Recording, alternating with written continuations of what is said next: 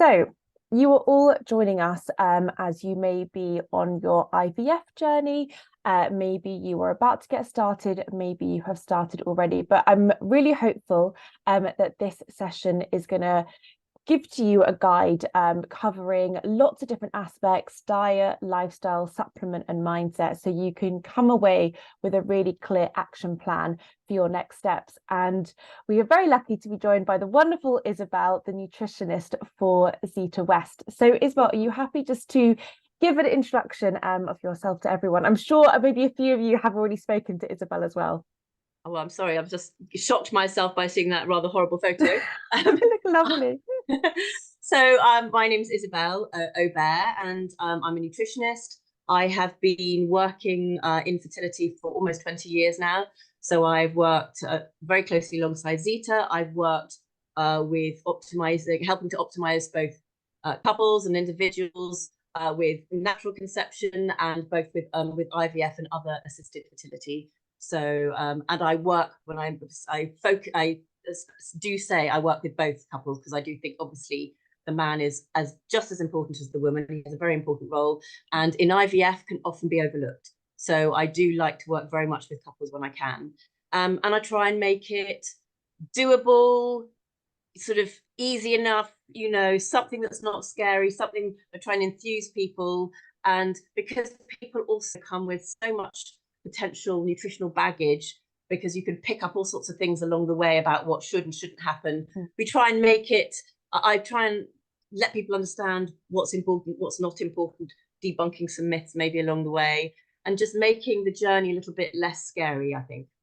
Yeah, amazing. And I think all of the feedback that you get as well from people that you work with is always so lovely as well. So thank you so much for joining tonight. And I am Rebecca, and I'm just the nutritionist at Zita West Products. So very lucky that I work alongside Isabelle as well as Zita West. And you might have also spoken to me, but I also work on the product formulations as well. So let's get started. And the first thing we're going to talk about and really break down is just the real foundations of what people should be eating. And I think this is quite a loaded question I'm sort of going in beginning with, but could you maybe just give us an overview of what are really the key things we want to be thinking about? Yes, absolutely. And I think, first of all, the very, very first thing is don't set the bar too high. Okay, let's start with that. We just want to do a few general things. This has got to be doable. Frankly, if people had to follow a specific diet, the human race would have died out years ago. So there isn't one size fits all by any stretch, but there are a few things that can be really helpful along the way. So essentially, it's clearing out the rubbish. When I say rubbish, I mean things like highly processed foods, ultra processed foods, definitely, sort of refined foods, artificial sweeteners, convenience foods that are full of, and processed foods that are full of sort of chemicals and lots of sugar, lots of salt off, and lots of gosh, I would have thought I could speak English by now. Lots of poor fats, really. Yeah. So it's really clearing out, and also cutting down. And I use the word carefully, cutting down on sort of caffeine and alcohol. I try not to take everything out. If everything is joyless, then this is going to be even worse and even more stressful. But so you need to have a little bit of joy along the way. And then putting in the good stuff. So essentially following a Mediterranean style diet, because we know that the Mediterranean style diet, particularly a higher protein one, has been studied quite extensively with both male and female fertility and pregnancy rates. It's very anti-inflammatory. It's very colourful. It's rich in antioxidants. It's got lots of good foods. So really looking at those, looking at the protein is very important, particularly for IVF, Rebecca, obviously, that we'll talk about a little bit later on, I think. But protein, a lot of people don't eat enough protein in their diet. So protein provides the building blocks for growth.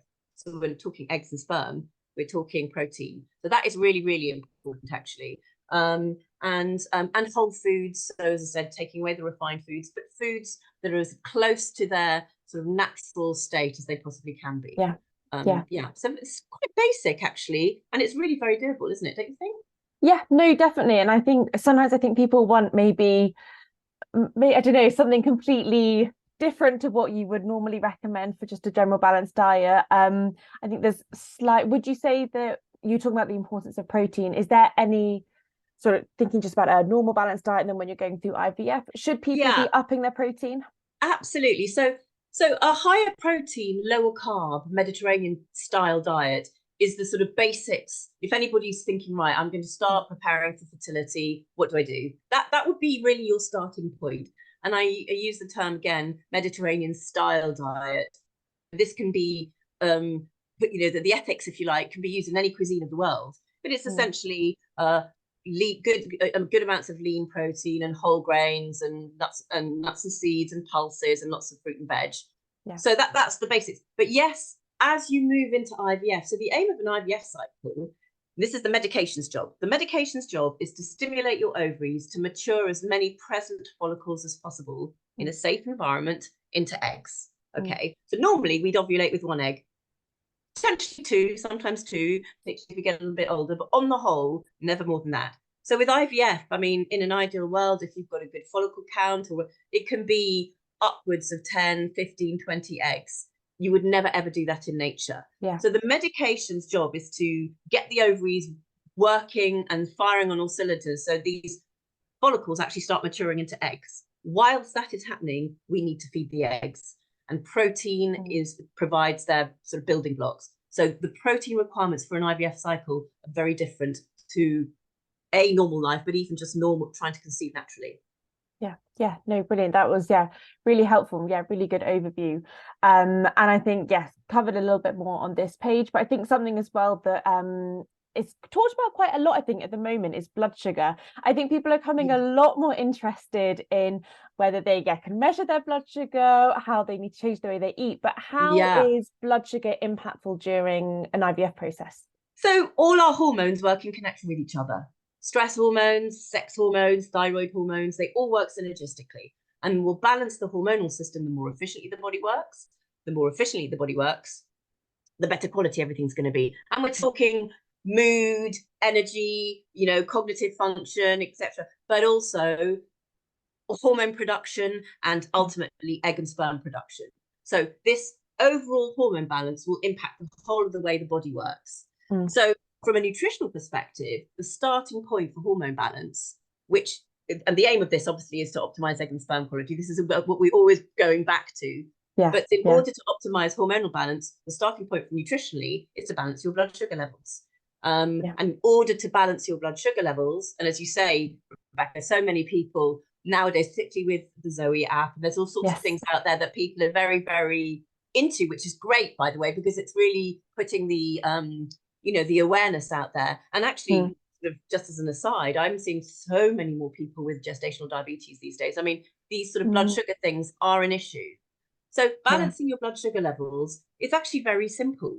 You eat on a regular basis. That doesn't mean you have to eat every 3 seconds, because the body has to digest and has to calm down in between foods. So I don't recommend snacking all the time, but eating, nor do you want to eat once, just once every 7 hours. That's probably not the way to go. But including some kind of protein and fat slows down the absorption of carbohydrate into the bloodstream. And carbohydrate turns into sugar. So it spikes our blood sugar, which in turn can then disrupt our whole hormone balance. So by including some protein and fat every time we eat, it will help keeps us fuller for longer, but it helps keep the blood sugar stable. And when I say proteins, people can get confused with proteins. We're talking some, if you're a meat eater, some lean meat, not too much. Fish, fabulous, but of course we live in a polluted world. We can't have too much fish. We're talking eggs, which is, I can see the picture of there, which are an amazing fertility food. Pulses, beans, lentils and chickpeas, that kind of thing, nuts and seeds. Those are our main sort of proteins. So obviously for the vegetarians, we, lose the fish and the meat, and for the vegans, we lose the fish, the meat. Oh, dairy, some good quality dairy, and we're not talking sort of pints of milk, things like particularly fermented dairy, like yogurts, high protein sort of fermented yogurts, and some cheeses are great. And we're back to the Mediterranean, actually, because Mediterranean cheeses tend to be lower in fat than some of the Northern European cheeses, and obviously if it's higher fat, it's lower protein. If it's lower fat, it tends to be higher protein. So, but a moderate dairy consumption, that's for sure. Yeah, no, brilliant. I think a lot of the research and looking at dietary patterns, a lot comes back to the Mediterranean style, doesn't it? It's amazing, and it's, you know, it's held up as one of the healthiest in the world, the Mediterranean diet. And olive oil is obviously our friend as well, so Yes. good quality extra virgin olive oil, which can be really helpful. But the nuts and seeds, because a lot of us also don't, and particularly I think people are more aware of it today, but historically, or sort of fairly recently, lots of women particularly will go down for the low fat option. They don't want to eat nuts and Yes. seeds because the calorie input is too high. You and I don't like calories very much, but Yeah. you know, so I think a low fat diet is actually very detrimental from a fertility perspective, because our hormones, our sex hormones are made of fat, but also, I mean, the egg has got a lot of essential Yeah. fats in it, hasn't it?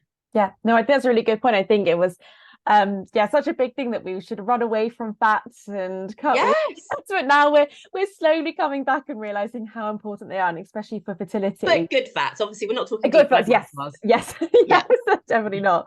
So then actually just touching on one, so yeah, we said about fat missing from the diet, but now just thinking about actually what is depleting our body of nutrients, and what else, if you are feeling yeah, like maybe you're sitting here listening and thinking, I feel like I'm doing all of that, but maybe something's not getting into yeah. place and I'm not feeling my best. What may be some other things to look out for? So actually, I want to start with medications, weirdly, because I know that that's not, but a lot of people are on medications. And really, I'm talking anti-anxiety, antidepressants, maybe, Mm. which are very, very common. And they can deplete you, okay, in some B vitamins, magnesium, coenzyme Q10. So actually, most medications actually have some kind of a potential side effect, but often there is a nutrient depletion. And that, I think, is really important, because we live in a very different world these days, and the stress is on this page as well. Stress is really, Yeah. really an issue,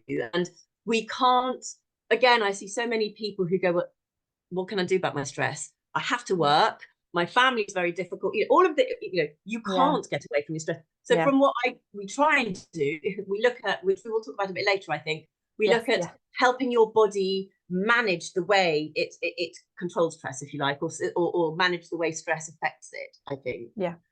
Lack of sleep obviously is linked with that as well, because stress can cause lack of sleep, as actually can poor diet.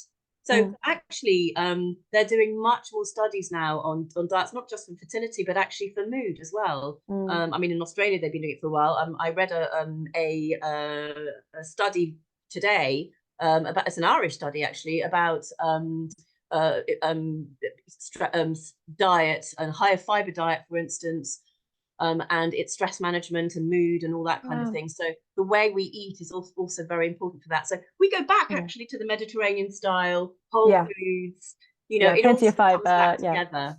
Yeah. So there are a lot of things that can affect the heavy exercise, really heavy exercise, puts a big strain on the body. So that can deplete the nutrients. So we've, you know, and obviously environment, you know, if you're walking down a very polluted street every day, and you know your liver has to work very hard to detoxify all the toxins that you're breathing in, that kind of thing. So we need to just take stock of where we are, really, because, you know, from a nutritional perspective, if we need extra something to support liver or something, we can then look at that. Yeah, yeah. And I guess it's just looking at all of these different things and maybe just Yeah, taking a small amount of everything to then have one big sort of improvement. yeah, absolutely, absolutely, exactly. Yeah, Yeah, brilliant. And then another key really nutrient that we sort of talk about in terms of fertility is antioxidants. And I think it's sometimes a bit of a word that maybe gets used, thrown around, and you can sometimes just maybe nod along, but not always know what it means or what it's doing. So can you just touch yeah. on the role of, yeah, what they Of are and their role in Of fertility? course, of course. And actually, to the lady who asked just now about, do we have anything to support liver detoxification? Actually, the antioxidants is going to be very, very relevant. We can talk about it a bit later on as well. Okay. So, in a nutshell, a free radical is a harmful molecule that we can take in through food, pollution, car exhaust fumes, chemicals in the atmosphere. We make them ourselves just by heavy breathing, actual breathing, and stress, obviously. So Yeah. free radicals are unstable molecules that have a destructive effect within the body, and their action results in something called oxidative stress. And from a fertility perspective, higher levels of oxidative stress is linked with poorer egg and sperm quality. So the antioxidant is anti the oxidative stress. It's the good guy. Antioxidant, in my opinion, all sounds like a bad guy because anti is such a negative word. But Yes, actually, they're the good guys, and they neutralize negative effects and harmful effects of free radicals. They neutralize this oxidative stress, which in turn can repair cellular damage. So they help repair cellular damage. And there's tons of study done, particularly on male fertility. And essentially, eggs and sperm are reproductive cells. So in my opinion, what's good or bad for the gander is good or bad for the goose. But we know that there's lots of antioxidant benefits. They've done studies in mice and stuff, female mice. So we know antioxidants are very, very positive and beneficial from a fertility perspective. Yeah, brilliant. And then in terms of where can we get these antioxidants from? We're back to the bed. So we create our own antioxidants. We're like a walking chemistry set. And for a chemical reaction to function, if you like, it requires what used to be in science lab at school. It requires a catalyst. So in biochemistry, it's called a cofactor, and all the cofactors are minerals and vitamins. So zinc, selenium, vitamin C, vitamin E are part. We've heard of all of those. Those are all antioxidant nutrients that drive our systems. But one of I think, then it gets really complicated. You'll think, oh my God, how do I get this? It's so complicated. The easiest thing to think of is color. The actual pigment of brightly colored fruit and veg provides you with antioxidants. So you eat rainbow colors, you're getting a big wide array of antioxidants, and really rich dark colors like the polyphenols, like red grapes and beetroot and red cabbage, all the dark ones, those are great. But literally every color in the rainbow will provide antioxidants. And that's really the easiest way of getting them. Again, it's increasing your veggies, basically. Always more veg than fruit, because then we're back to the blood sugar issues. So fruit is really, really important, but we have to be careful how we eat it. And better to stagger it through the day. Try not to eat too much on its own, otherwise you get this sugar hit, which then starts disrupting hormonal balance. No, brilliant. No, I think that's really helpful for a lot of people. And then you touched upon the beginning saying about antioxidants, free radical damage, and egg and sperm quality, which is obviously so important. We all know this, but actually, just before we go into it, is there anything we can even do about the quality of both the egg and the sperm, or is it sort of predetermined? Absolutely, there is. Look, honestly, there is no test for egg quality. There isn't one. Okay. And they have, they do the study. We can test embryos, and they obviously there's been lots of scientific studies with oocytes, if you like, but we can't actually test the egg quality in a woman to see whether or not the eggs are better quality. With sperm, you can. And there's lots of study done on sperm. So yes, we know that there's a lot that can be helpful, and I think we'll touch on that in just a moment, won't we? Because there's lots.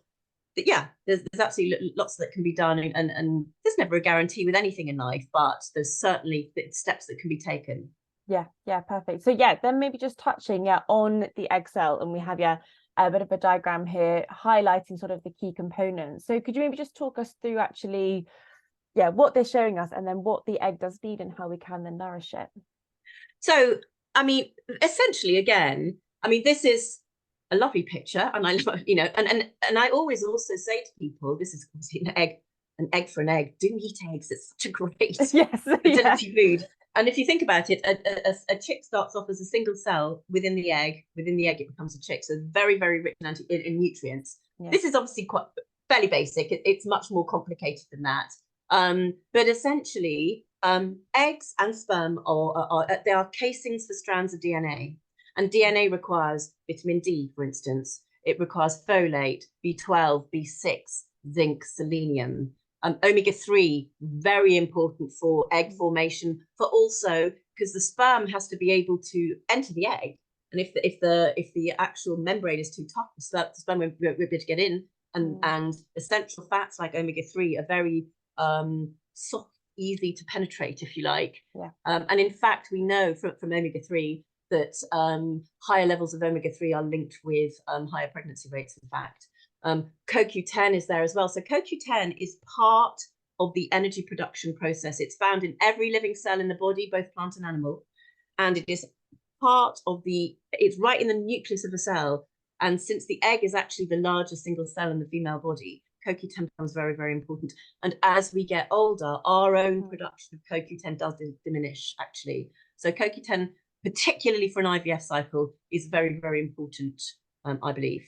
Yeah, that's really interesting. And yeah, actually just touching on that last point you said about the CoQ10 is really important for IVF cycle. Is there any other key nutrients that if woman is going through IVF that she really needs to think about? You just mentioned the CoQ10. Is there anything else? Well, I mean, obviously the most basic is folate, and everybody obviously is always taking folic acid, which is the synthetic form of folate. We always prefer, and I always prefer folate rather than folic acid, because there is, it's much easier, it's body ready, the body recognizes it, it's used up much more efficiently. There are some people whose body doesn't process folic acid very well, which means it can hang around a little bit. But folate requires B12 in order to function properly, and also B6. And interestingly enough, there was a recent study called the NIPA study, actually done in Southampton, and 90%, can you believe it, of women preconceptually are low in certain nutrients. 90% in preconceptually and in pregnancy, including folate, B12, B6, vitamin D. Those are the main ones. So, and vitamin D is really that there are vitamin D receptors in all reproductive cells, both male and female, and in the uterus. So vitamin D is a very big part of reproduction. It's very, very important for the DNA as well. All of these things are important for the DNA, and the DNA is essential, obviously, for a healthy embryo. Yeah, definitely. And if you haven't yet read that study, I mean, maybe we can send something out to people as well later this week. And I think we have some stuff on our website, but it's such an important study, really, really interesting. And obviously we're going to come on to supplements in a bit, but dietary wise, getting all these nutrients, we're still thinking Mediterranean diet. Mediterranean diet. So the Mediterranean diet is actually linked with higher serum folate levels, and equates with higher pregnancy levels, and actually the same with omega-3 as well. So, you know, oily fish and things. I mean, we're back to the oily fish. We will talk about supplements, obviously, Rebecca, because you can only eat so much oily fish. And vegetarians and vegans really almost can't get omega-3 from the diet. So it's very important to supplement with a vegan source, obviously, and we can discuss that later for sure. But essentially, yes. So folate is found predominantly in dark green leafy veg. So my mantra is always this: protein and color every time you eat, something green and leafy every day, and something orange. And the orange is for our dreaded friend, vitamin A, that everybody is scared about. But actually, so vitamin A is essential for the immune system. It's anti-inflammatory, but it's very, very important for fetal development, particularly vision. And yes, high vitamin A level doses are not recommended in pregnancy. It can be dangerous, but beta carotene is the vegetarian precursor to vitamin A. It is very safe. It is in fact highly recommended. And it is found, guess what, in orange and yellowy foods, but also green leafy foods. So, you know, I don't like rules. I think rules are really sort of stressful, because you have a bad Tuesday and then you go, oh my God, I don't know what to do because I've completely given everything up. But little guidelines, and you break the guidelines too. But so protein and color every time you eat. If in doubt, pimp up your veg. You can't go wrong with that. And something green and leafy, something orange every day. Amazing. I love that. And that's not Skittles, by the way. That is veg. And then coming on to Sperm Health, same sort of guidelines, would you say? Anything differently that man needs to think about? It is, because actually, in the end, again, sperm is a case, so it's got to travel a long way. So it's got to get from A to B, which is a long way. Not so long in a petri dish, but you know, so for IVF maybe not so far. But so it's got to swim. It's got to be able to swim in the right direction. It's got to be able to move. It's got to be a specific shape in order to be able to actually penetrate the egg, and then it discharges its DNA into the egg, and so the two DNAs, form an embryo. So DNA in a woman or DNA in a man is just DNA. So the same nutrients are important. With, for instance, DHA, which is one of the active components of omega-3, is concentrated in the sperm head. It's very important for the actual shape of the sperm, but it's also found in the tail, so it's important for motility. Selenium, in fact, is really important for motility. It can help. It's found in the mid-piece tail of the tail. CoQ10, again, been studied with sperm. It can improve the DNA fragmentation, which is right inside. Zinc, in fact, seminal fluid is extremely high in zinc. So zinc is a real, a male sort of, I mean, it's important for all of us, but zinc highlighted a lot. Really, really important. Folate, as important for a man as for a woman, and folate deficiency, is also potentially linked with miscarriage, as is vitamin D deficiency. So essentially, and the antioxidants, and with antioxidants, we're talking vitamin C, vitamin E, selenium, beta carotene is absolutely the same for a male, and we know beta carotene can help improve sperm quality as well. And on the last one of that, obviously we're talking probiotics, which I think you're going to touch on a bit later, Rebecca, aren't you, about the sort of the microbiome? Yeah. No, really. So same sort of, again, Mediterranean diet as well for the men. And actually, again, this a study, again, another recent study showed that men who followed an organic Mediterranean style diet with sort of low levels of carbs, only 35% carbs, for instance, and whole grains over refined grains, little dairy, because high fat meat and dairy is not great for sperm. Testosterone improved, sperm DNA fragmentation improved, male fertility improved considerably. So it's very, very effective for male fertility as well. No, that is and these are just we touched on some of these. Iodine is one that I'd like to bring up, particularly for female fertility. So we often associate iodine with the thyroid, but actually after the thyroid, the ovaries have got the highest levels of the iodine. So iodine is very, very important for egg quality as well. And again, this can potentially be a problem for vegetarians or vegans, and it is really, really important throughout pregnancy as well.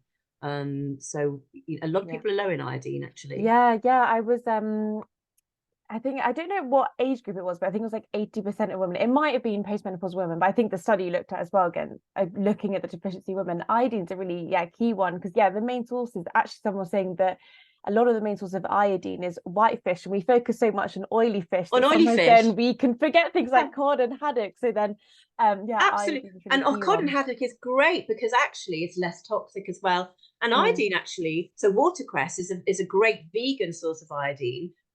Seaweed, of course, but you can't have too much seaweed. That's the problem. Seaweed is great, but you shouldn't have it all the time.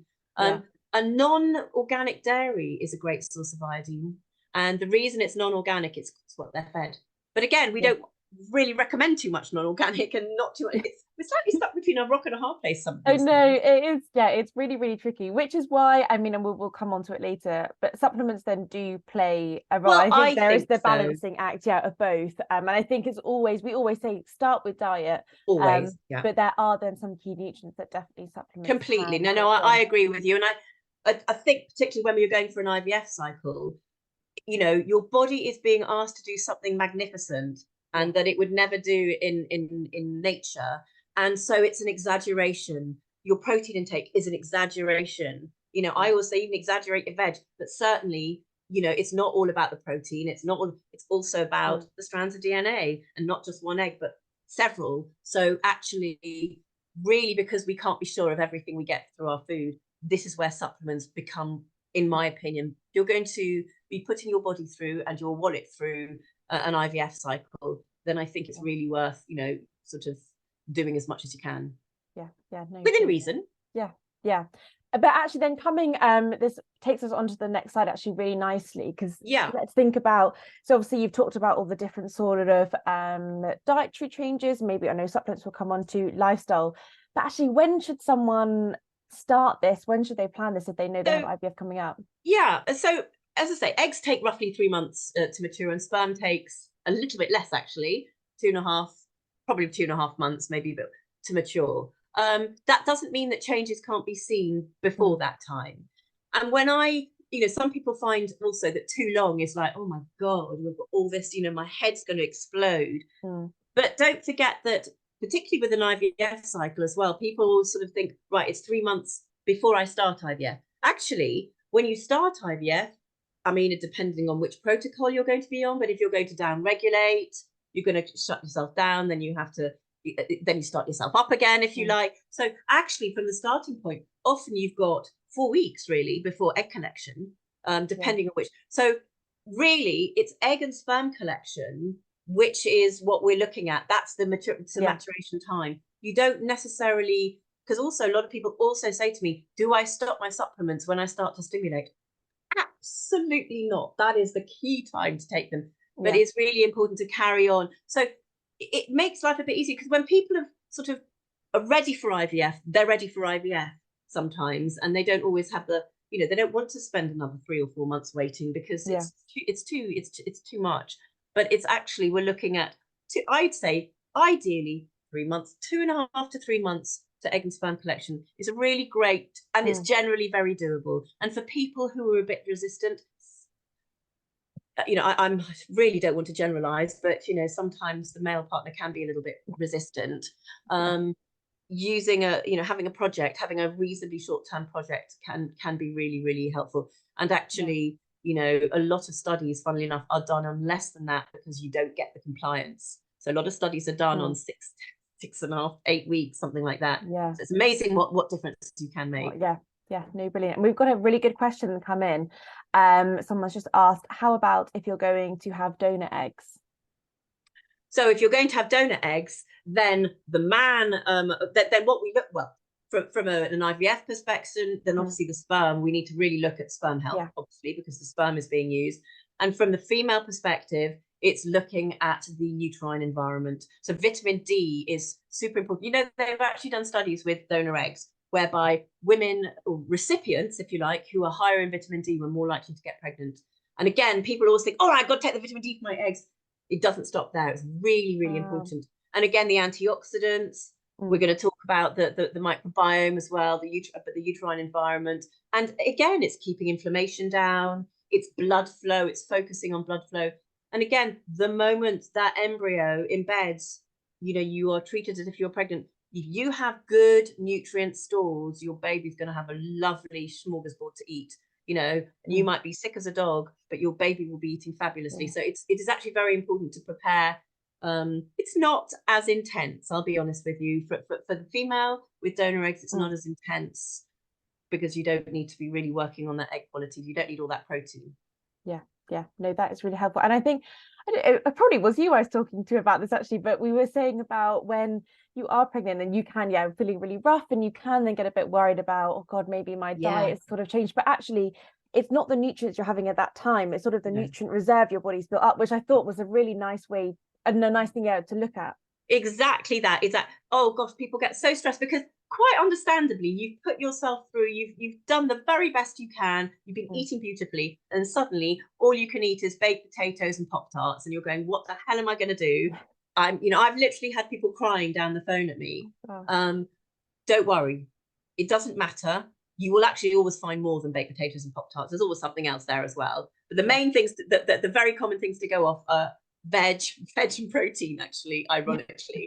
But we can always find, I always find things that people eat, and I just say, don't panic. Never ever force yourself to eat anything that you don't want to eat, because it will come back to bite you on the bottom later. It will defeat you, and later on, when you're feeling fabulous, you'll go, oh, I must eat that again, and you can't, because you've put yourself off. And then you sort of, you know, you're cutting your variety down. So it's finding things that work for you. There's always stuff we can do. But you're absolutely right, Rebecca. If you've got a good store down, then your baby is still going to be fed nicely. Yeah, brilliant. So thinking about a bit of an action plan, if someone is watching now, and sort of whatever your timeline is, if they're thinking, what are my next steps? So what would you kind of go through? So this is basically what we've talked about. The first thing is trying to remove really rubbish foods. Ideally, we're all allowed to treat every now and then, and I actually am very adamant about that. I think it's important to have something, you know, because otherwise it can be quite soul destroying. But we can choose our treats. Some treats are better than others, you know. But yeah, so trying to remove the bad foods. So diet foods are out, diet drinks are out. Reducing the caffeine, you know, trying to avoid processed foods where possible. You know, we're all, you know, nothing wrong with a plate of chips every now and then. Of course there isn't, but, you know, trying to be sensible, increasing the nutrient rich foods. So following the whole food diet. So really, your grandmother can recognize what's on your plate. You're doing quite well, you know. There are certain things she might go, what on earth is that, dear? So therefore it's really whole foods in their most natural state, lots of veg, enough lean protein, but not just meat, or you want the pulses and because the fiber is really important. So this is where the Mediterranean style diet we're looking at how to maybe manage stress, because let's face it, as we said before, we can't necessarily get rid of the stress. And we look at inflammation as well, which I think we will talk about in a minute, because inflammation is a big thing in today actually, in our society, really. So actually this is perfect timing. So how does, maybe you just touch upon first, inflammation, how's it impacting fertility, and then what can we do about it? So I mean, inflammation, it's an immune reaction. If you think about it, you bang your head on the wall, you get a big lump on your head. So inflammation is the body's first line of defense. So we're constantly, there's a lot of autoimmune things going on. And when I say autoimmune, things like eczema, asthma, endometriosis, these are all autoimmune, pro-inflammatory autoimmune conditions, hay fever. But stress is also pro-inflammatory. When your body is in a pro-inflammatory state, it's in attack mode. It's not necessarily in receive mode. Everything's jangly, to use a very technical term. And so we don't really want that. So there are, from a nutritional perspective, there are things that we know can reduce inflammation. Things that are pro-inflammatory, again, we're going back to the processed foods. Artificial sweeteners are very pro-inflammatory, high saturated fat. So processed meats, red meat, high fat dairy. And I know some women will probably be saying, oh, but you always tell us to eat whole dairy. I am, because low fat dairy is actually not great for egg quality. We do know that, studies do show that. But moderate intake. And as I said, I mentioned a bit earlier on of sort of more Mediterranean style dairy, like things like Greek yogurt or feta cheese or halloumi or mozzarella, that kind of thing. Not, tons of lattes, that kind of thing. But omega-3 we know can reduce inflammation. Magnesium is very anti-inflammatory, and magnesium is very quickly used up when you're stressed as well. Magnesium is great for blood flow. But certainly magnesium deficiency has been linked with higher inflammation in the body. In fact, some studies say that low vitamin D levels are one of the biggest causes of inflammation. And again, so many of us are low in vitamin D. Vitamin E, we all know, is very anti-inflammatory. And vitamin A, which I mentioned before, the dreaded vitamin A, which isn't dreaded at all. We love it, but we just have to take it in the right sort. And by the way, with beta carotene, it is a vegetarian precursor. And what happens with the body is that the body will convert what it needs to vitamin A when it needs it, which is why it's very safe in pregnancy. And unless you only eat carrots, then that's not so good. Maybe then a little bit. But everything with carrots. And I think what is nice about what you're saying, even though it sometimes can feel really overwhelming and a lot, everything you've said has linked back to like the omega-3, talking about the vitamin D, all essential for egg quality. And I think it can feel overwhelming, but actually including all of these is going to have a really wider effect. And we actually had a really good question about plant milks and asking if plant-based milks are inflammatory. No, not necessarily. No, they're not actually. And I think plant-based milks are great, although I would recommend avoiding pea or soya milk if you're trying to conceive or through IVF. And the reasons are these. Please forgive me, by the way, I am perfectly fine, but I am recovering from a bit of a bug. I don't always sound like this. So therefore, yes, soya is quite estrogenic. The soya, genistein, which is a compound in soya, has been found to not be great from a fertility perspective. Sperm doesn't like it, for instance.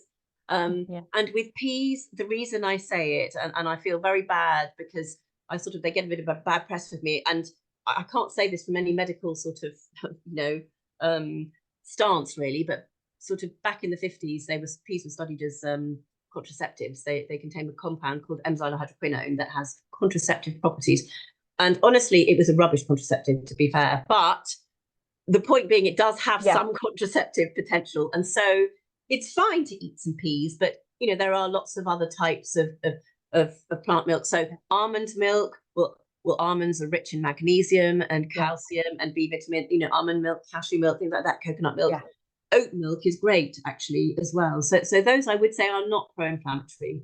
Yeah. And would you recommend looking out for ones that are fortified, or would you I would look out for ones that don't have emulsifiers in them, which I'm afraid knocks out the barista ones really. But essentially, you can buy plant milks and oat milks, which are literally 3 ingredients: oats or almonds, water, and a touch of salt. And you want to, again, have them as natural as possible, ideally. We all like a latte or a cappuccino sometime, and there's nothing wrong with that. Preferably naturally decaffeinated. But you know, we've all got to have some treats here. And so it's really what you like best. I think if you start cutting everything out, you're going to be so miserable. Yeah, exactly. And I think that is something that we talk about a lot at Zita West, is making those small changes that are sustainable and manageable within your lifestyle. Because what we're going to come on to next is mindset, because we don't want to do something that's going to make you feel more stressed and anxious about the process. And quickly, just before we do come on to that, anyone who has submitted a question that we haven't yet answered, we will be doing it at the end. Yes. There's just a few that are really I can see answers popping up, but so we will answer them. You're absolutely right. So I just wanted to, but in case anyone's thinking, why are they ignoring me? But no. So talking about mindset and how important this is when we think about IVF. Yeah, so the mind-body connection is so important, and it really is very strong. If you think about it, if you think about somebody sort of says, oh my God, I got a phone call for you, you've got to come here now, your heart will start pounding. Even me. Yeah, well, you know what, it's a physical reaction. Yeah. So, you know, you can think a physical reaction on, do you know what I mean? You know, butterflies and all that kind of thing. So the mind-body connection is very potent. So we can't necessarily control our environment. We can't control our work. We can't control the stress around us.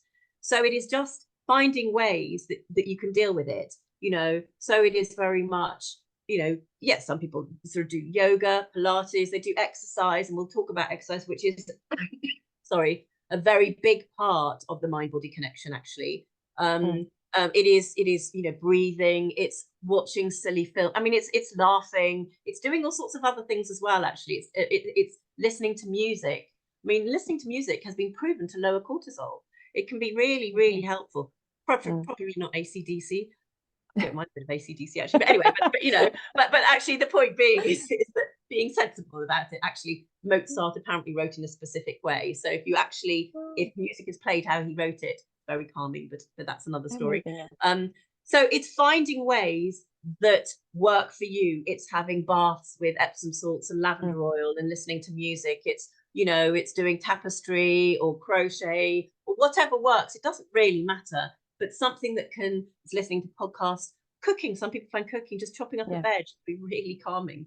So it's finding ways just to be in the moment sometime. And on the exercise front, I think exercise is very important. But a lot of people I see are doing HIIT classes, and high intensity exercise is actually not recommended from the fertility perspective. It is quite pro-inflammatory. It raises cortisol levels. It's tough on the body. So it is moderate exercise that we do that we would recommend. And actually, one of the most, alcohol and exercise are the two most difficult parts of negotiation in my consultations generally, because we all like a drink.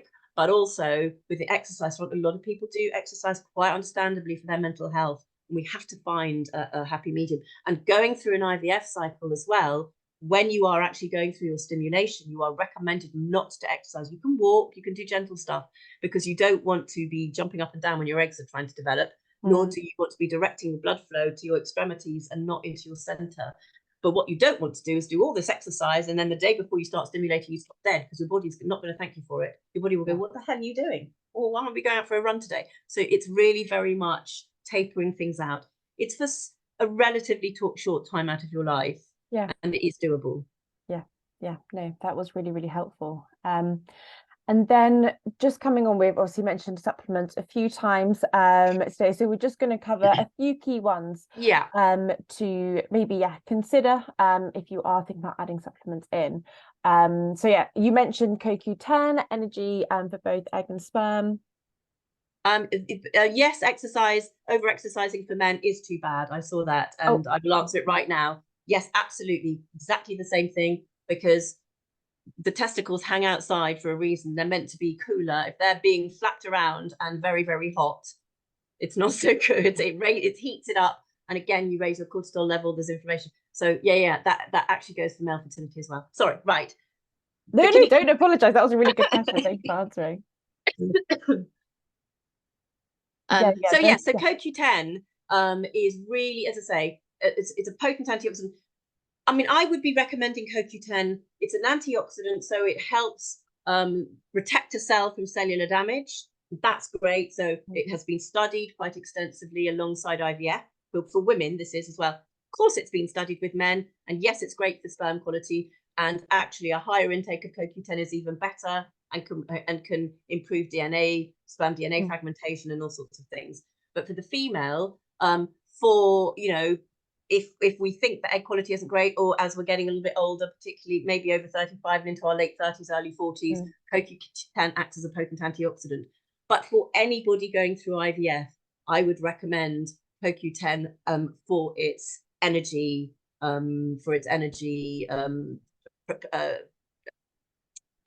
properties. Energy giving properties. Because, as we said, the egg is the largest single cell in the female body. And so when you're trying to mature several eggs, your energy production requirements are significantly raised. I think that is why, that is the thinking why CoQ10 might be linked with improved IVF outcomes. It's twofold. One is its antioxidant potential, and the second one is the energy giver. And there are two forms of CoQ10. It's traditional form of ubiquinone, and it's active, already active form of ubiquinol, which is sort of body ready, isn't it? The body can use it straight away. And in fact, as we get older, our body converts anyway. We'll convert the CoQ10 in ubiquinone into ubiquinol as we get older. And again, how long is a piece of string? When does this start? I don't know. As we get older, we don't convert it quite so efficiently. So we're probably better to take it in the ubiquinol form because the body uses it more efficiently. Yeah. And then one has come up a lot. Vitamin D, really key. So the thing is also vitamin D, it's very, very hard to get vitamin D through food. You can get vitamin D, oily fish and egg yolks. When I say egg yolk, do you know how much vitamin D there is in an egg yolk? 40 IU. I mean, it's not going to touch the sides. You'd have to have 10 eggs just to get 400 IU. And 400 IU. It's not quite low. No, it's nothing. And in fact, generally the UK recommended dose of vitamin D is probably not enough for most of us, if I'm really honest. Vitamin D, like anything, it can be toxic in high doses. It is not appropriate to take the same dose day in, day out, week in, week out, year in, year out. Our requirements are higher during the winter than they are during the summer. But, we're designed to frolic naked in the sunshine. We'd be arrested if we did that. And anyway, we haven't got any sun. So, to be honest, we all work, we sit inside, we're looking at screens. It is hard to get it through food. And so in vegetarian food, you can get it in mushrooms and things, but actually it's vitamin D2, which is not so well absorbed in the body. It's not D3. So really, vitamin D is the sunshine vitamin. You either get it from the sun or you supplement it. That is a difficult one to get through the diet. Yeah. And I think even through sun, we're so rightly so, but cautious of sun damage. Absolutely. So then we're wearing sun cream, and actually it can't absorb through sun cream. No, do you know anything over factor 8? I believe it's factor 8 stops vitamin D being produced in the skin. So we are literally stuck between a rock and a hard place, and it can reduce the risk of certain allergies in the child. Eczema, asthma. They've done all sorts of studies done. I mean, there's mental health and stuff like that. So it's actually really, really important. Yeah. And sorry, we've got loads of questions about how much CoQ10 you should take in a day, so I can't ignore them. Okay. So we'll just come back to that really quickly. Yeah. So, well, Becky, I think you've always said that the studies for our CoQ10 are done on a 200 milligram sort of dose, haven't you? Do you want to expand on that a bit? Yeah, of course. So lots of different sort of recommendations when we're looking at CoQ10, and I think from experience, a lot of fertility clinics are recommending 600 milligrams of ubiquinone. Ubiquinone. So this is what Isabelle was touching upon, the active and inactive form. If you're having the ubiquinone, the inactive, you're going to need a higher level, because if you're having 600 milligrams, your body might not be able to convert all of that.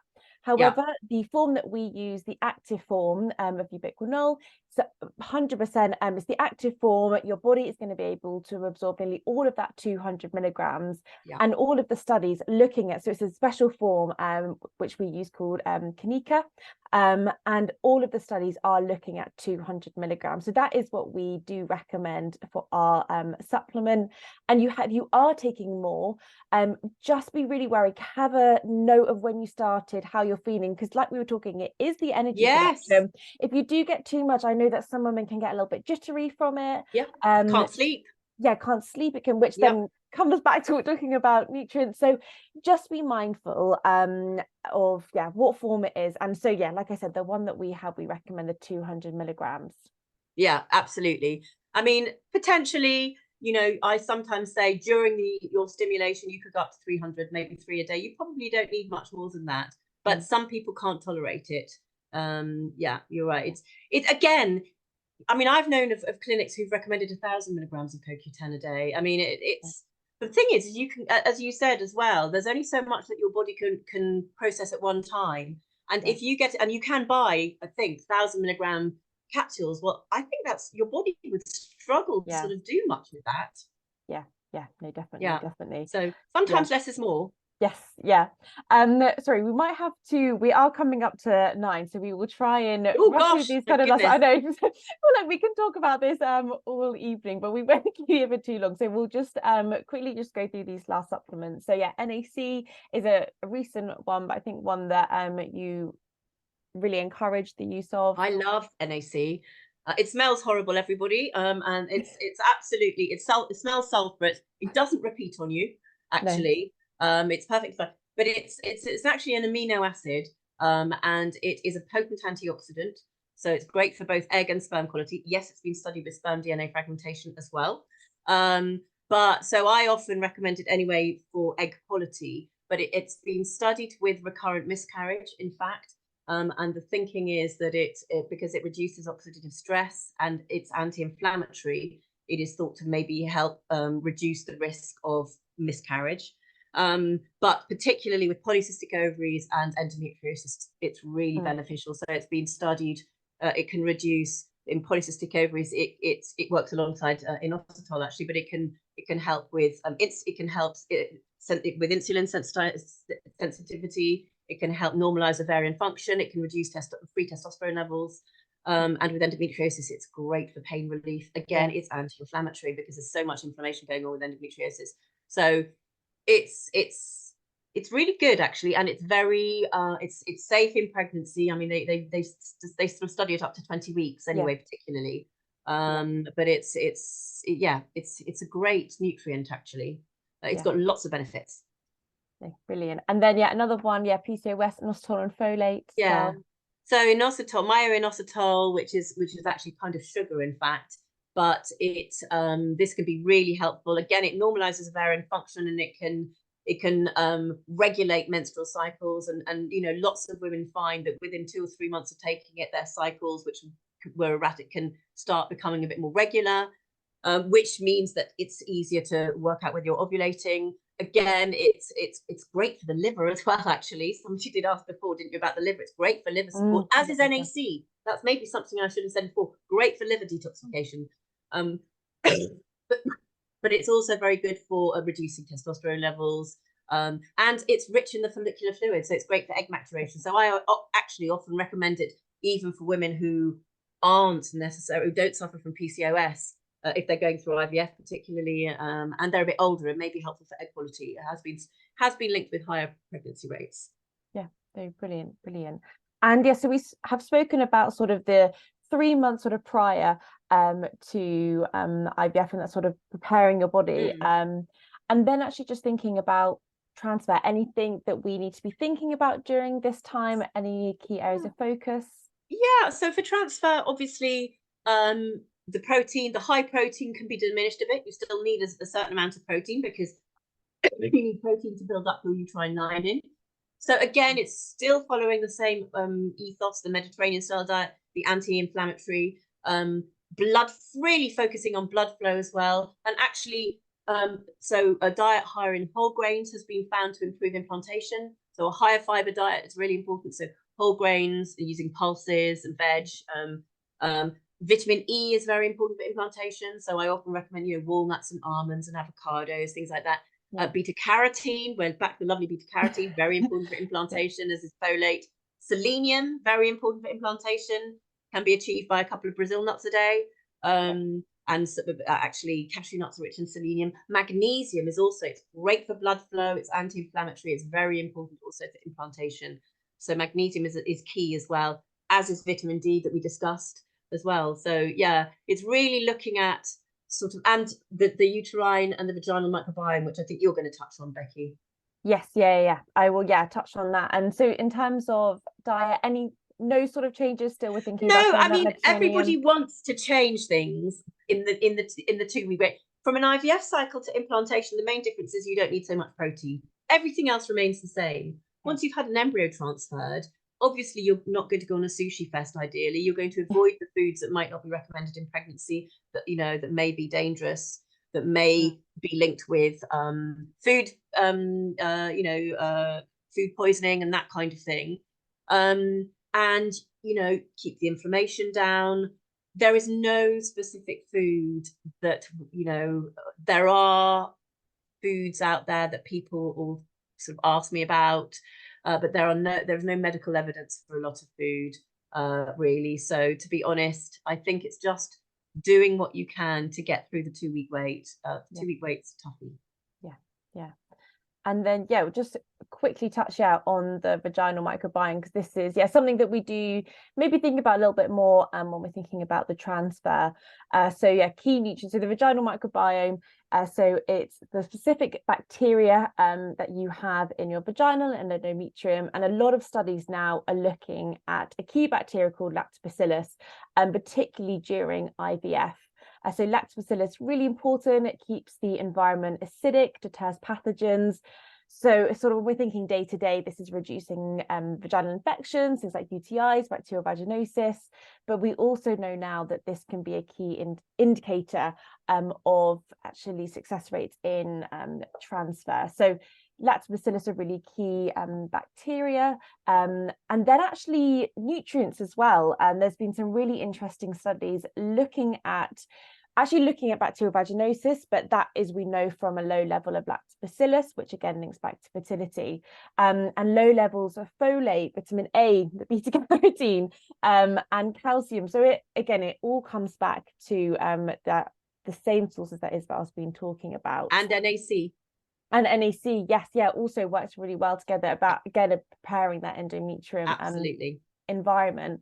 And this is just again, I was talking about the studies that have been done, particularly during IVF, and actually it's that dominance of lactobacillus, and actually women who have over 90% of this bacteria in their vaginal microbiome is associated with better success rates. So that can be through a lot of, again, the dietary recommendations. So actually there was a study looking at the vaginal microbiome and a Mediterranean style diet. Of course, it all comes back to it. And then also reducing the intake, again, same advice as Isabelle was saying, reducing the intake of things like processed foods, very, very high sugar foods, lots of high fat, thinking about unhealthy fats, red meat. So again, it's nothing new that I'm going to be saying.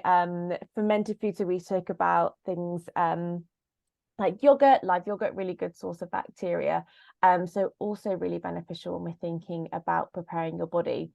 Probiotics are also something that you can consider adding in. There is lots more things now about sort of gut specific bacteria. I know that lots of different supplements, yogurt drinks on the market, but actually there are specific probiotics for your vagina as well, and they're taken orally, but research has shown that they actually are able to reach that endometrium and vaginal microbiome, and showing some really good results as well. Brilliant. And then we touched upon, actually, I know Isabelle mentioned it earlier, about the microbiome in men, which is something that is a newer bit of research, but actually it's shown to be just as important as this bacteria is interacting with sperm. So there's a microbiome in the semen, and again, it actually just goes back to that sort of Mediterranean style diet, looking after the gut health as well. there is also probiotics that have shown some really interesting results in men, particularly for sperm motility and DNA fragmentation. So it's, again, looking at both partners, looking at both the egg and the sperm. And then I think you did just touch upon this. Yeah, exactly. Ago, but Yes, on the supplement front, you're right. We tend to say that because CoQ10, for instance, because there is not really any study in early pregnancy, we can't recommend it. It is thought to be very non-toxic, I must tell you. And the reason I'm saying that is because a lot of people obviously will take it when they're trying to conceive naturally, and they've already been pregnant for a couple of weeks by the time they find out they're pregnant. It's perfectly safe. When you are actually actively putting an embryo in, we can be a little bit more, we can tweak it a bit more. And I tend to say, use the CoQ10 right up until transfer, because it's good for blood flow, so it may actually help with implantation. But yes, certainly after transfer, I would normally say stop the CoQ10. If you're taking an antioxidant complex, often they may be recommended not to take, because sometimes they've got things that just aren't necessarily, because the antioxidants tend to be more for egg quality. But a good multivitamin, vitamin D, folate, NAC, omega-3, absolutely, the FemC or probiotics, absolutely, you can take anything. Anything that, if you are taking herbs, or because a lot of people will off their own back will be taking things like maca or other things, then we, because it's unknown, we do tend to say, or I do tend to say, you're better not to take these things, because we just don't know. There is no point in taking something and then kicking yourself. Just, in pregnancy, people have been pregnant for thousands of years without taking tons of supplements. So and anything, so you spoke about maybe if you're taking antioxidant supplement or CoQ10, would recommend stopping. Anything you would say definitely add in? Obviously we're assuming that you're kind of on the folate, vitamin D, but is there any other specific nutrients we really want to be thinking about in this time? Not in the 2-week wait, I don't think. I mean, my basics would be vitamin, good multivitamin with folate and all the other nutrients, and it should be a preconception or a pregnancy one, because a sort of more normal, more generic one may have too much of other things, such as actually the retinol vitamin A. I was going to say, rather than the beta carotene vitamin A, which is omega-3. Absolutely, it's great throughout pregnancy. If you are on high doses of vitamin of omega-3 and you are put on blood thinners, you will need to adjust your omega-3 intake, because omega-3 in high doses can also have a blood thinning effect. Vitamin D, particularly in the winter, is probably worth taking as well. May not need extra vitamin D in the summer. And as I say, if somebody is on magnesium, I say stay on magnesium, actually, because magnesium requirements are a bit higher in pregnancy anyway. So that might be, and NAC as well, I would say, if you're taking NAC, stay on that. That kind of thing. I would stick to sort of basic one. Extra folate, stay on that. The inositol and folate actually has been studied in pregnancy. It's perfectly safe, but it's not really necessary. And sometimes you just want to sort of take a step back, actually, and just take the basics, because it's so stressful. I think the only research I've looked at inositol and folate is if you do have a high risk of gestational diabetes. And actually that's been studied from later in pregnancy, from sort of not quite so early. It's in the second trimester, isn't it? Really, more than anything. So you can then, because I think sometimes you can feel quite overwhelmed with taking supplements every day. So if you can refine it, if you can just let go of some, I think it just feels a bit calmer as well. And any other, I think you did touch on it earlier, but just exercising during the 2-week wait. No exercise. I mean, just walking is fine. Walking is okay. I wouldn't hike up a mountain and start a triathlon. Don't, just take it easy. It easy. Brilliant. You've got the rest of your life to exercise. Just and an IVF pregnancy, so a natural conception takes place in the fallopian tubes, and it wafts the embryo down and it embeds nicely. It's all very gentle and lovely with lots of music.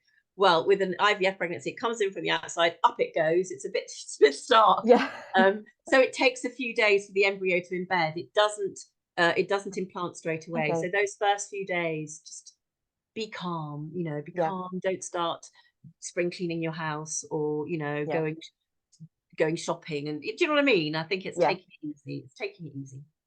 Yeah, no, brilliant advice. Well, we have got to the end. Sorry if we rush you the last bit, but wanted to make sure we had time for all of your questions. But this just say, yeah, make sure you're if you're not already staying up to date, we have our website, loads of brilliant blogs, information on there, our Instagram, our mailing list as well, so you can stay up to date with all of the events and webinars. Both myself and Isabelle also do a free product recommendation call. So this is just 20 minutes that you can ask any questions about the supplements, what you should be taking, any sort of protocols if you are going through IVF, and just want a bit of understanding what you should be going through. So they are bookable via the website. And then Zita West also does consultant support as well. And I think that is all the housekeeping that we have to get through. So I hope that you'll find that helpful. And we are now going to have some time for questions. So if you haven't already, please use the chat feature and we will get through as many as we can. I think we've got quite a few. Isabelle, I hope you're okay. No, you've got the... No, I'm fine. And I apologise for this, but I feel fine. I feel I just sound awful. Sorry. No. Silly. Right, let's have a look. So a question here: is there anything you could suggest for someone who just tested DAO, which is low despite being on a low histamine diet for over a year? It's so difficult to tell because there may be reasons for this and we just don't know. Yeah, that's the problem. I think that it depends what symptoms you might have. I mean, you know, it's really knowing what symptoms you've got. I think that's the thing. That might be something to chat through in a consultation, I think, because it would be useful to have a little bit more background knowledge about that. Yeah, okay. And then a question here from Jess asking, what type of magnesium supplement would you recommend? Okay. So again, magnesium, well, citrate is a highly absorbable one, or glycinate, bisglycinate, it can be, and glycinate actually, it tends to be maybe more recommended if you're anxious or stressed. So magnesium glycinate. What I wouldn't recommend, or that you can get magnesiums that are mixtures, which are quite good. Yeah. What you don't want is bog standard magnesium oxide, sort of in high doses, because it can be quite upsetting to the digestive system, and it's not super well absorbed. Yeah. And a question about, do we need to be concerned about certain foods if we previously had high prolactin? I've seen that some foods increase it. It's really stress and hormonal imbalance, actually. So for any hormonal, I mean, high prolactin is reasonably unusual, and it can be as a result of a few things, stress being one of them, basically the main thing. Yeah. But with anything that has any kind of hormonal imbalance, first port of call is balancing your blood sugar levels and following a diet for hormone balance, and looking at hormone balance with sort of, so B6, folate, B6, B12, magnesium are all really helpful for hormone balance. A high fiber diet, very important. There's also the fiber, don't forget, fiber will bind with toxins and excess hormones to excrete from the body. So enough liquid and a high fiber diet is also really important for hormone balance. Yeah, brilliant. That's really helpful. And then a question, I know you did touch upon caffeine, but actually how many cups of caffeine is healthy for fertility? But this is difficult one, really difficult one. I mean, the studies with miscarriage, preconceptual, so male preconceptual caffeine consumption and female, we have to assume is the same, and in miscarriage and in pregnancy is 200 milligrams. But that doesn't mean that people can have a bit less and still experience miscarriage, or have more. Do you see what I mean? And I mean, I don't know if you saw the coffee thing that was published a few weeks or months ago, where some coffees that you buy in coffee shops, it was nearly 400 milligrams per cup. It's unreal. So I would say try not to have more than one caffeinated coffee a day, and that does not mean a mega one from one of the coffee shops, because that's probably enough for sort of 4 cups of coffee, you know. Yeah. But and in pregnancy, I don't recommend any caffeine in a coffee. So I would always say in an IVF that by the time you get there, you are pretty much caffeine free, because what you don't want to do, and this is somebody I spoke to this week actually, who's doing embryo transfer, and she's not doing it for 6 weeks or something, and I said I would start weaning yourself off now, because you may get headaches. She said, I do get headaches. Can you imagine going through embryo transfer with a banging headache? I mean, how is that? No, definitely. I say the same. I'm like, maybe just try, and especially someone is like, I'm a 3-4 cups of coffee a day person, I'm like, maybe just try it. The starting thing is to do is, particularly if you have plungy coffee, or, you know, is start with having a mixture, 50-50, or even 75 calf, 25 decaf, and then slowly you titrate it, so that your body gets used to it. Do it over a week or two, and then you don't get that, because those headaches are awful. So, but it's worth doing. No, really good advice. And then question about, is protein powder okay to take if made from pea and hemp? Well, we're back to the pea thing again, and there is, look, there's no study done. The problem is the studies were left back in the 60s, but the aim of a protein powder is to concentrate a lot into a small amount. It's a what if, okay, but I use what ifs quite a lot. I think they're quite important. What if it's full of enzyme hydroquinone? You're spending £6,000 on an IVF. Really? Do you really want to risk that? If you're wanting something vegan, hemp, pumpkin seed powder, brown rice powder, there are other ones. I would just maybe try and limit pea just in case. I can't give you a definitive. It might be fine. What if it's not? That's all I can say. I don't know what else to say on that. No. I think that's a really good answer. And then a question on the supplements. What is the best time during the day to take supplements? Morning, afternoon, or night just before bed? Sort of depends what they are. If you're taking CoQ10, it's an energy provider. You take it before you go to bed, you might not sleep. You take a high B complex as well, same thing. B complex, Bs give you energy. So you might be best to not to take lots of Bs in the evening. Magnesium, however, is best taken in the evening. So you're best to take magnesium after dinner. Most supplements are best taken around food. NAC might be best, might be okay. It's good really to take away from food, but most things you take around food, because then you have superior absorption. And if you've got something like with our products, for instance, something that's 2 a day like VitaFem, you can take them both at once, but you're probably better to try and take them in divided doses, and then your body really makes the most of it, doesn't it? And also, some people find taking too many supplements gives them heartburn. Sometimes it's not. If you feel like you're taking a few, sometimes you can feel a bit like a pill bottle. And there's something actually I do need to say is, if anybody is taking thyroxine, levothyroxine, you should take any multivitamin, anything that contains iron or calcium should be taken ideally at least 4 hours away. So if you take the levothyroxine first thing in the morning, I only say that because a lot of women I see who are going through IVF are put on thyroxine. Take your thyroxine first thing in the morning. Don't take your multivitamin until lunchtime and the evening or whatever. You can take things like vitamin D, you can take omega-3, you can take CoQ10, NAC, any of the others, not a multivitamin, because iron and calcium probably, well, magnesium actually probably best not to take near thyroxine. Okay, helpful.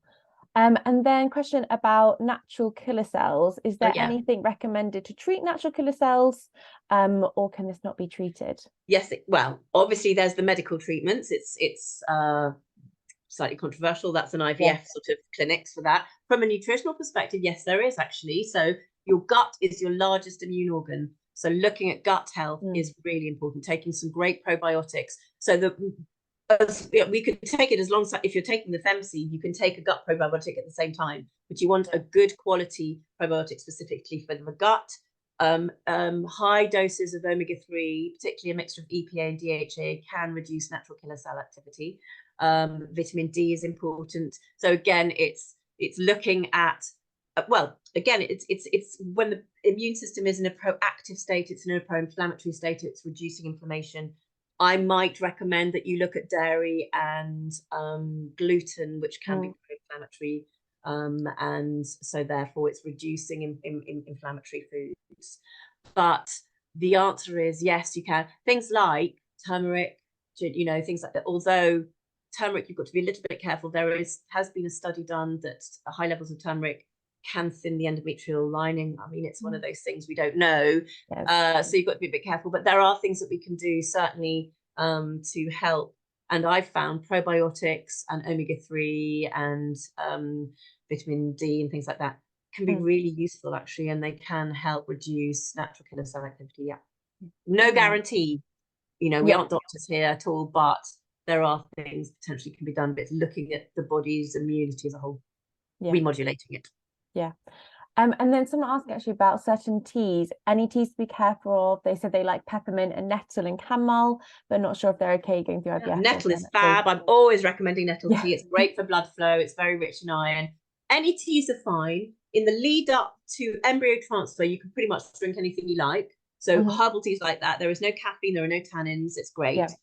After transfer, and also raspberry leaf tea, for instance, which can strengthen the uterus prior to implantation. I don't recommend that after transfer because it can cause slight contractions, which is why you take it towards the end of pregnancy. You don't really want to take it in early pregnancy. Things like with herbal teas after transfer, the general rule of thumb would be things that you can buy in a supermarket, you know, like peppermint, chamomile, nettle are all fine, but don't have more than one, maximum two of any specific type at a time. So don't drink 6 cups of peppermint in a day. It could be too stimulatory. Things like hibiscus tea is definitely a no-no. You can't really get that in a supermarket. So it's don't go for the mad, wonderful ones. You've got to be a little bit careful in early pregnancy. And actually, if you're at all worried, there are some great brands. If you Google pregnancy teas, there are some great brands specifically recommended, which are completely pregnancy safe. And they've got lavender and all sorts of, and chamomile. They've got things in them that if you like them, you know that it's safe to take them. Yeah. In my view, if you've got something that's recommended in pregnancy, you can relax. I mean, then you don't have to worry about these things. Yeah, that's a really good point. And so we'll just do the last few questions. If there is anything we've missed, I think a few people have I think our colleagues have emailed the customer service email, so you can also get in touch there, and lovely Isabelle will answer them all. I'll try. You'll be totally overloaded tomorrow. But a question here that I thought was a good one. This does come up a lot, actually. What are your thoughts on DHEA as a supplementation? So DHEA is not a supplement. So in America, they call it a supplement. And if you're thinking about a certain book, the lady calls it a supplement. Okay, it is not a supplement, it's a hormone. It's the mother hormone. It's a hormone from which our steroid hormones cascade, if you like. It is, again, a bit controversial, but it has been found to be very helpful in potentially increasing antral follicle count, maybe improving the amount of eggs that might be collected with IVF, improving the quality of the eggs. It's in this country, in the UK, it can only be prescribed by a medically trained doctor, basically. You can't buy it over the counter. Yes, I know people buy it from American websites. In America, you can buy it over the counter. Maybe that's why they call it a supplement, but it isn't a supplement. And the downside is that you can't necessarily control which pathway it might favor. And particularly if you've got PCOS, as an example, your testosterone levels are going to probably be too high. It can raise testosterone, but you don't have to have PCOS in order for it to raise testosterone. And I have seen several women who have been at clinics and they come and see me, whatever, and they go, oh yes, I've been on DHEA for 4 months. And I said, well, has nobody tested your testosterone? They go, no. And I said, I would recommend you go and test it. It's far too high. If it's too high, it damages egg quality. So it completely negates the fact of taking it. So don't see it as a supplement. It is a hormone. People do take it off their own back in this country because you can get it obviously independently. You're going to do it off your own back. Don't get your testosterone checked. Maybe before you start and 6 weeks in to see if it's, and 6 weeks in, if it hasn't really risen at all, you're probably okay, but it's not something to be on long term. Be a little bit careful with it. But yes, can it be good? I think it can, but as I said, it's a medication. Yeah, no, that's really, really helpful answer. I don't know if there's any last questions that you have seen, Isabelle, that you want to I'm just get back to, anything that would be helpful for people. Thank you for those who are still watching, and hopefully you're still finding this really helpful. Oh my goodness, there's so many here. Is fruit bad for breakfast, Becky? No, it's not, but don't have it on its own. Not you, Becky, another Becky it was.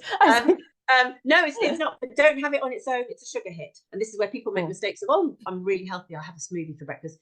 If you marry it with some protein, so maybe some high protein yogurt and a big handful of nuts, or some nut butter and some oats and things like that, then it will have a slower energy release and it's fine, but not a massive bowl of fruit. So that's the thing. But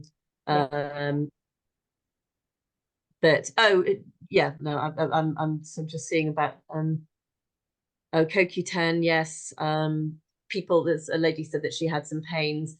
I mean, I think again, it's not everything suits everybody. I think we do need to stress that a little bit, don't we, Becky? You know, most things are absolutely fine, but not everything suits everybody. And some of it is suck it and see, actually, to be fair.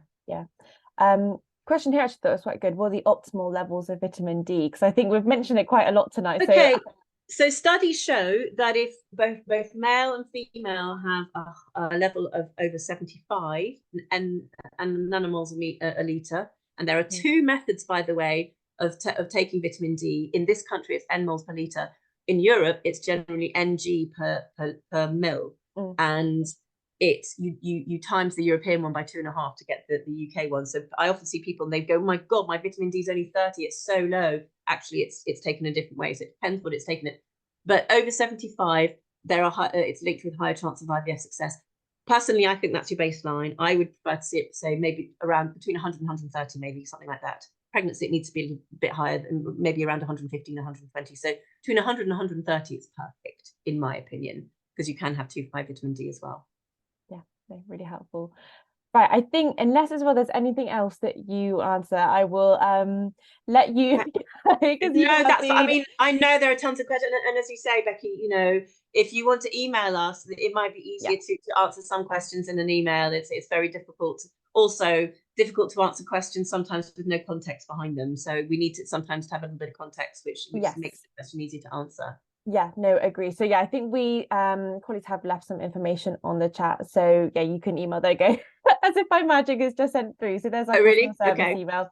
And we also, like we said, Isabelle, myself, do product consultations as well, so you can get in touch.